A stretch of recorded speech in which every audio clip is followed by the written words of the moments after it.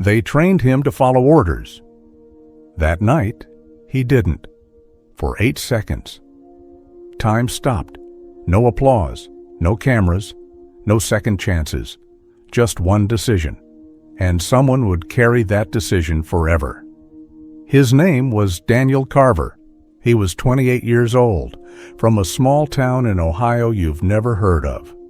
Daniel wasn't a movie hero. He didn't have a perfect build or a commanding stare. He was thin. He wore glasses as a kid, and his mother used to say he thought too much. Maybe she was right. Daniel joined the Army at 19, not because of blind patriotism and not because he wanted adventure. His father had died 6 months earlier, left behind debt, and a mother working double shifts to keep the house standing. The Army offered structure, a paycheck, purpose, and most importantly, clear rules. For 3 years, Daniel was shaped. Wake up at 5, run 10 kilometers. Assemble and disassemble your weapon in 60 seconds. Learn to shoot in the dark, learn not to feel. Rule number 1, follow the order. Rule number 2, protect the unit. Rule number 3, complete the mission. And the unwritten rule, don't think, just execute, because hesitation kills, doubt kills, thinking too much kills. Daniel was good at it. Actually, he was excellent. His superiors called him disciplined, reliable under pressure, someone who followed orders without question. Until that night. October 2019. The Middle East. A classified operation. Codename Silent Thunder. The briefing was clear. Enter. Extract a high-value informant. Exit before dawn. Simple. Fast. Clean. Nothing is ever simple. Daniel's team had 6 men, veterans, professionals, men who trusted each other with their lives. They entered the city at 11:47 p.m. Visibility was low. The street was narrow. The air felt heavy with dust and tension. The mission was supposed to take 12 minutes. It took 8 seconds for everything to collapse. 11:58 p.m. Daniel was covering the eastern flank when he heard the shouting, movement in the shadows, confusion, the radio crackling, and then he saw them, 2 people. On the left, a man running toward the extraction point. He could be the informant. He could be a threat, wearing dark civilian clothes. On the right, a smaller figure, slower, unsteady.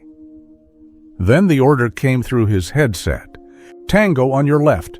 Neutralize. Neutralize now. Clear, direct, unmistakable. Daniel raised his weapon. He aimed, and that's when the 8 seconds began.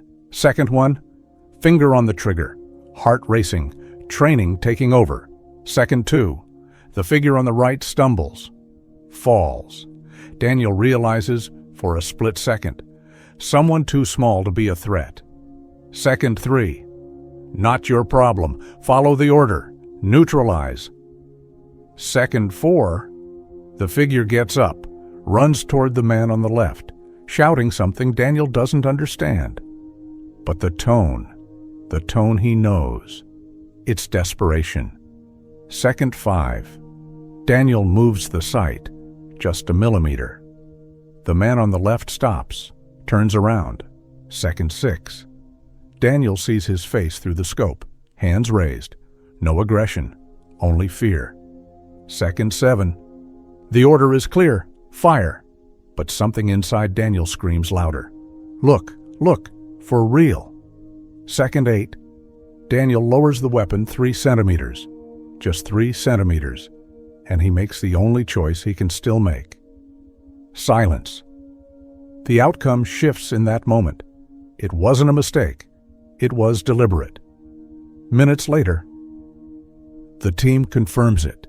They were civilians, a father and his daughter, trying to escape the chaos. The informant was in another building. Daniel saved 2 lives that night and lost a part of himself. In the official report, it reads, "Successful engagement, 0 civilian casualties." No one asked Daniel what those 8 seconds felt like. No one documented what he saw when he closed his eyes. Because war measures results, not consequences. 3 months later, back home, Daniel was praised. He received a commendation. He was called a model soldier. But at night, alone in his empty apartment, the question returned, What if I had followed the order exactly? What if I had acted half a second sooner? What if I had done something else?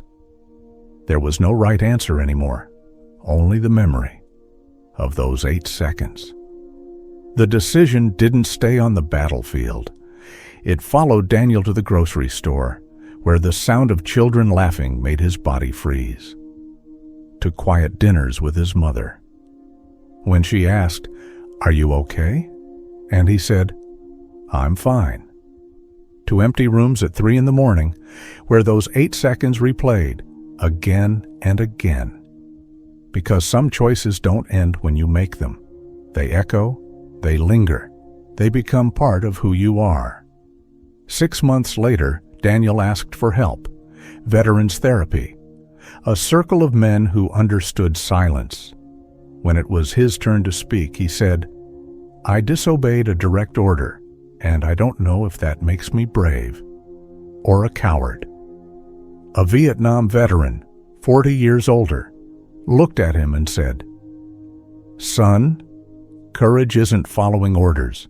It's living with the consequences of disobeying them, when your conscience speaks louder than your fear." Today, Daniel works with at-risk youth. He doesn't talk much about the war, but when someone asks, "How do you know you're doing the right thing?"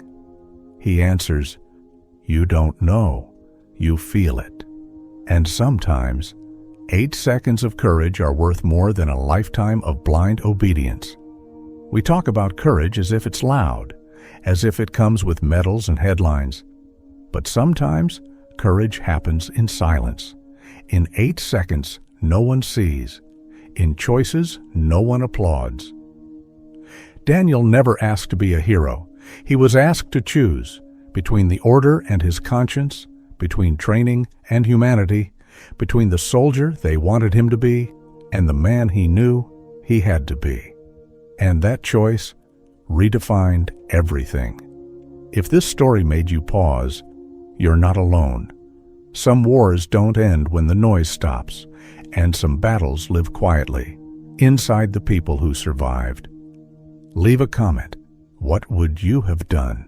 And if you want more human stories about the battles no one sees, subscribe to the channel, because the most important battles are the ones no one sees.